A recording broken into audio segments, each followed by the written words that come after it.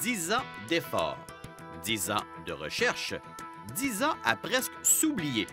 Voici ce que le journaliste sportif Marc Durand a dû composer pour en arriver avec un livre d'une grande qualité sur les Bulldogs de Québec et la naissance du hockey chez nous. Comme toi, je suis curieux, puis j'aime l'histoire, puis à un moment donné, on entend parler des Bulldogs, puis on a gagné la Coupe Stanley, puis un certain Joe Malone, mais on n'en sait pas plus. Il y a très peu d'informations. Il y en a beaucoup sur le hockey en général à cette époque, mais sur le Québec Hockey Club, pas du tout. Alors c'est comme ça, à force de fouiller à gauche et à droite, puis en voyant qu'il n'y avait rien sur l'équipe, bien, il fallait écrire un livre, alors je suis content d'être le premier. L'histoire d'une équipe formidable, la première équipe de hockey de Québec, 1878, qui naît en même temps que le Québec Skating Rink. Et on sait que le hockey est né en 1875. Donc, la deuxième ville au monde à pratiquer le hockey, c'est nous. Peu de gens savent ça. La première rivalité entre deux villes, c'est Québec-Montréal. Dans l'histoire du hockey, encore une fois, Québec est impliqué. Et puis, 42 ans parmi les meilleures équipes au monde, dans les meilleures ligues au monde jusqu'à la Ligue nationale. Alors, c'est tout ça. C'est comme un roman. Ça se lit d'année après année. On apprend que Québec, ce qu'elle vit en 2012, elle l'a vécu également dans le passé. On ne réinvente pas la roue. C'est une belle histoire. Qui dit Bulldogs dit Ville de Québec. Pas besoin de vous dire qu'au niveau de la ville, on apprécie ses références historiques. C'est un livre exceptionnel. C'est un livre aussi, lorsqu'on parle d'histoire à Québec, c'est rare qu'on parle de hockey puis de sport. Alors là, on a une trace historique de la Ville de Québec dans ce livre-là par le sport. Puis moi, je trouve ça le fun, tu sais. L'amateur de hockey en moi dit que lorsque tu regardes les photos dans le livre, c'est exceptionnel. Tu sais, tu peux pas concevoir que ces gars-là ont joué dans une ligue, une professionnelle, habillés comme ça, là, tu sais. Alors non, c'est vraiment, faut lire ça absolument. Ce livre de 160 pages contient une multitude d'informations des plus intéressantes. De belles découvertes viendront nous apprendre, tout comme l'auteur qui a aussi garni son coffre de connaissances.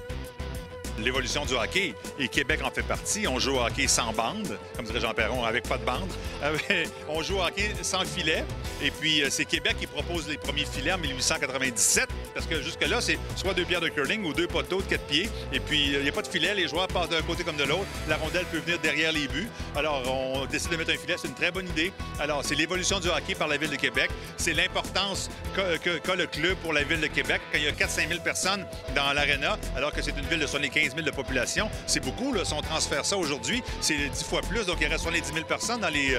c'est incroyable. Alors, l'engouement, le fait qu'on a eu des grands héros. 9 joueurs du Québec Hockey Club sont au Temple de la Renommée. On vient de célébrer les 4e et 5e des Nordiques. Voyez-vous, on en avait déjà plus avant. Lorsqu'on a une carte de hockey aussi, on va voir à Lando. Alors moi, lorsque j'ai pris le livre, je suis allé voir à Lando pour voir les statistiques des joueurs. Tu sais, tu as des statistiques dans ça, 20 parties de jouées, 43 buts par Joe Malone. Fait c'est des affaires qui sont exceptionnelles. Il y a eu des talents de hockey ici incroyables. Puis oui, lorsqu'on regarde les endroits où ils jouent au hockey ici à Québec, tu peux pas t'imaginer que c'était comme ça, mais oui. T'sais. Le peu d'informations compliquait le travail de recherche. C'est vraiment fouiller, comprendre pourquoi, puis tu comprends pas tout, faut que tu lises 3-4 journaux pour la même nouvelle.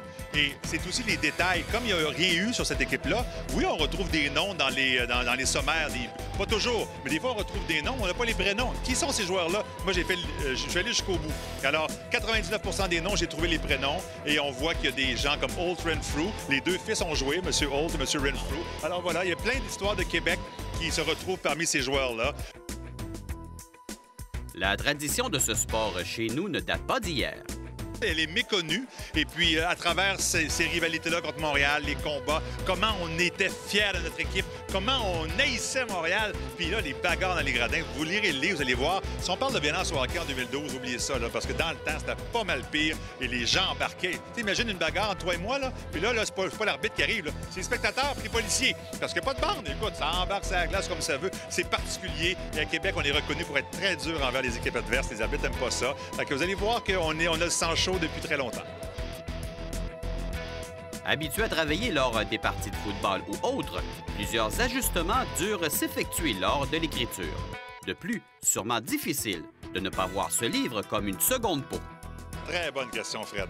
Je suis habitué de faire des reportages de 2 minutes 30. Ça aurait fait 4 heures. Je pense que j'ai écrit. Ils m'ont ramené ça à 1h30. Non, c'est quelque chose, parce que là, c'est autre chose. C'est un travail d'histoire. Hein? J'étais capable de connecter avec l'événement, le football, par exemple. Mais effectivement, j'aurais dû prendre une pause, une année sabbatique, puis vraiment donner le coup. Mais j'ai fait ça en 3-4 ans, par nuit, par fin de semaine, par vacances. J'ai pas eu de vacances depuis presque 4 ans. Alors là, je vais en profiter bientôt. Ma blonde est bien contente. Non, ça a été de l'ouvrage parce que je pensais pas que c'était aussi lourd que ça.